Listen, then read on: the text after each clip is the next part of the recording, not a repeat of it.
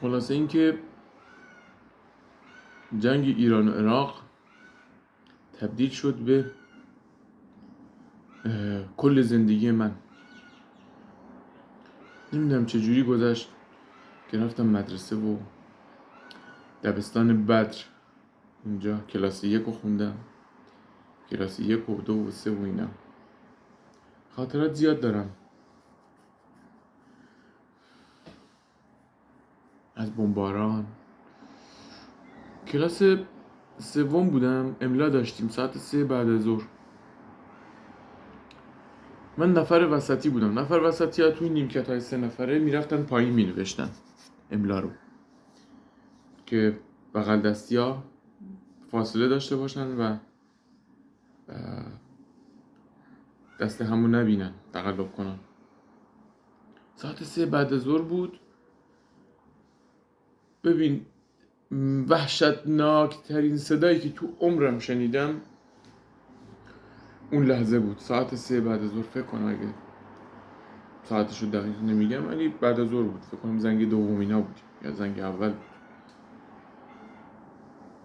28 دی سال 61 و 62 اینا. بمباران شهر سنندج. واو، یه بمباران وحشتناکی بود که هواپیماهای میگ عراقی اومده بودن فقط مردم رو بزنن، چون میخواستن پایگاه مردمی دولت رو از ایران بگیرن. یعنی میخواستن، هدفشون نارضایتی مردم بر علیه دولت خودشون بود که مثلا خمینی بیاد صلح کنه، جنگ پایان بده، عقب نشینی کنه فلان. و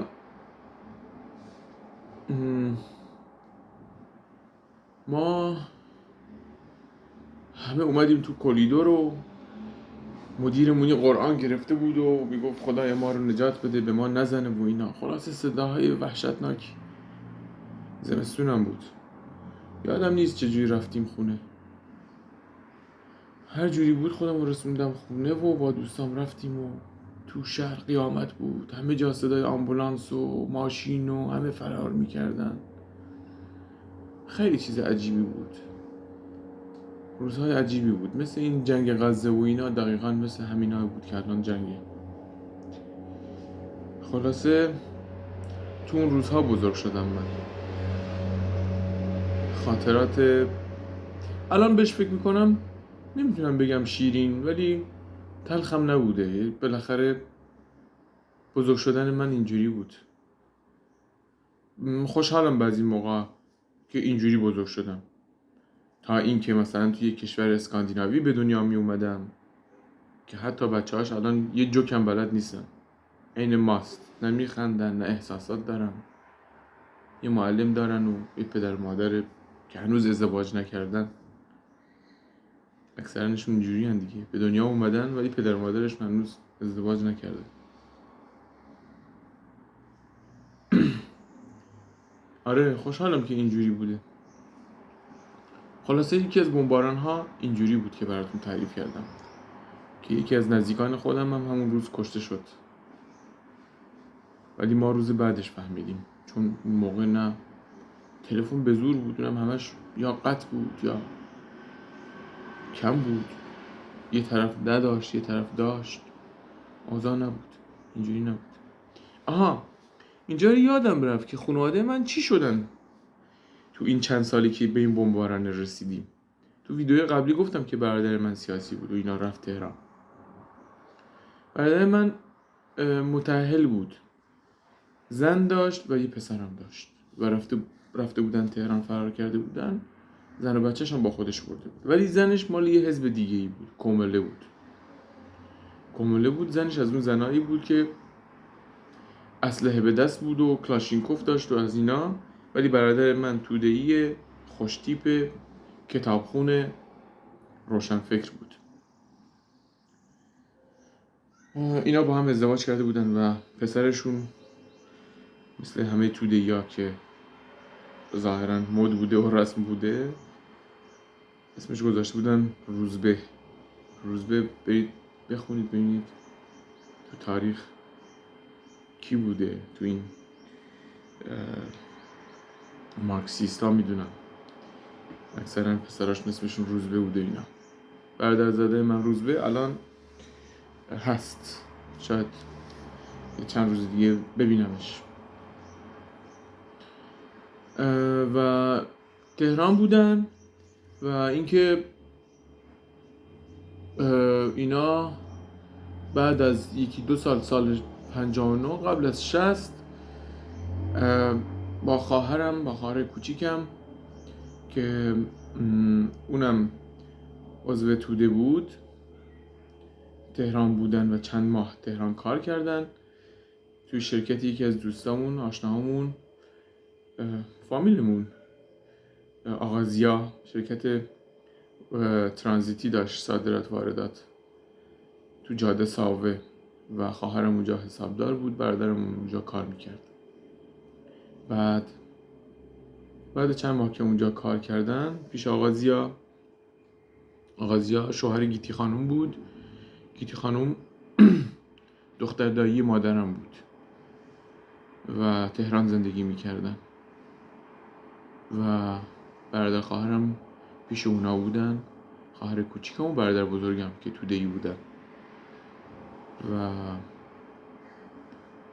عرضم به حضورتون بعد از چند ماه از مرز زمینی سرخس از ایران خارج شدن، در حالی که ما نمیدونستیم. من فقط به پدرم زنگ زده بود برادرم که بیا خداحافظی کنیم و پدرم با برادر کوچیکم دوتایی رفته بودن تهران. برادر کوچیکم میگه منظورم نه از من کوچیکتر، برادر دومم، با پدرم رفتن تهران، با برادرم خداحافظی کردن و گفتن که ما میریم اروپا و این نگو از سرخس.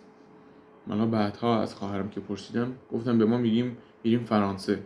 فرانسه دیگه ما نگفتیم چجوری از سرخس میشه رفت فرانسه که این بره باید از مرگ ترکیه بریم. چطوری شد که ما از سرخس رفتیم؟ خلاصه از مرز سرخس با لباس گوسفند از مرز رفتن تا رسیدن به افغانیا. بعدن من شنیدم که تو روزنامه های اون روزم نوشته بودند که 12 نفر از مرز خارج شدن. تا اینجا من براتون بگم، دست و گریخته تو همین دوران باهاتون حرف میزنم تو ویدیوهای مختلف تا اینکه برسیم به دوران نوجوانی خودم و رفتن تو مدرسه و اتفاقات تو مدرسه و تأثیرات کودکیم بر نوجوانیم. خیلی مهمه اینجاش قضیه اعتماد به نفس و داستانهای شهر سنندج رو براتون بگم که الان که حالم خوبه چه دورهایی رو پشت سر گذاشتم، چه دورهای روانی رو پشت سر گذاشتم بدون اینکه پیش تراپیستی برم. ولی نمیدونم ذاتم منو به طرف تکامل و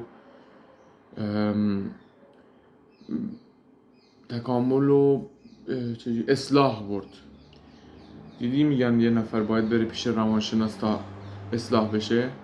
خب من پیش روانشناس نرفتم، ولی مثل یه زخمی که روی دست به وجود میاد و اگه تو پانسمانش هم نکنی خودش خوب میشه. من فکر کنم دردهای روانی و روانشناسی هم اگه تو خودت حالت خوب باشه، خودت تو مسیرش قرار بدی، میتونه خودش بهبود پیدا کنه. فعلا برای امروز بسته. چند تا ویدیو گذاشتم، برای اولین بار تو زندگیم این جرأت رو پیدا کردم این ویدیوها رو بذارم. یه خورده میترسم از جزئیاتی بگم، باید روش فکر کنم، ولی در نهایت میگم. تصمیمم بر اینه، چون میترسم بعضی از اعضای خانواده خودم مثلا اگه بعدها ببینن شاید راضی نباشن، شاید خوششون نیاد. در صورت امیدوارم اونا نبینن. آره، خلاصه خیلی چیزا رو میخوام براتون بگم اینجا. فعلا امروز تا اینجا این قصه های جدی و اینا رو براتون ادامه دار توضیح میدم. آره شاید امروز یه ویدیوی دیگه بذاریم از ورزشی، از تفریحی چیزی، ولی حرفای جدیمون بمونه. آره دیگه، معمولا نه که ویدیو میزنن تو یوتیوب میگن آقا ما رو همراهی کنید، لایک کنید، ولی نکنید شما. نه من نیاز ندارم، من واقعا برای خودم میخوام این ویدیوها رو بذارم که بعدا خودم بهشون نگاه کنم. شاید یه زمانی مثلا پیش اومد من پارکینسون گرفتم، نتونستم حرف بزنم، نتونستم فقط تونستم گوش بدم، بیام حرفای خودم رو بشنوم.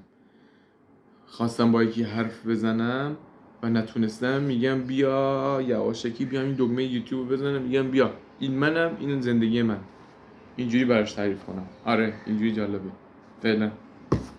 میخواستم یک کسی هم بهتون معرفی کنم. سم بیا اینجا، سم پسرمه، بیا بابا، بیا اینجا، بیا بابا، بیا میخوام نشونت بدم، بیا ببخشید خواب بودی. آره اینم پسرمه، اینجاست بابا، اینجا فعلا see you.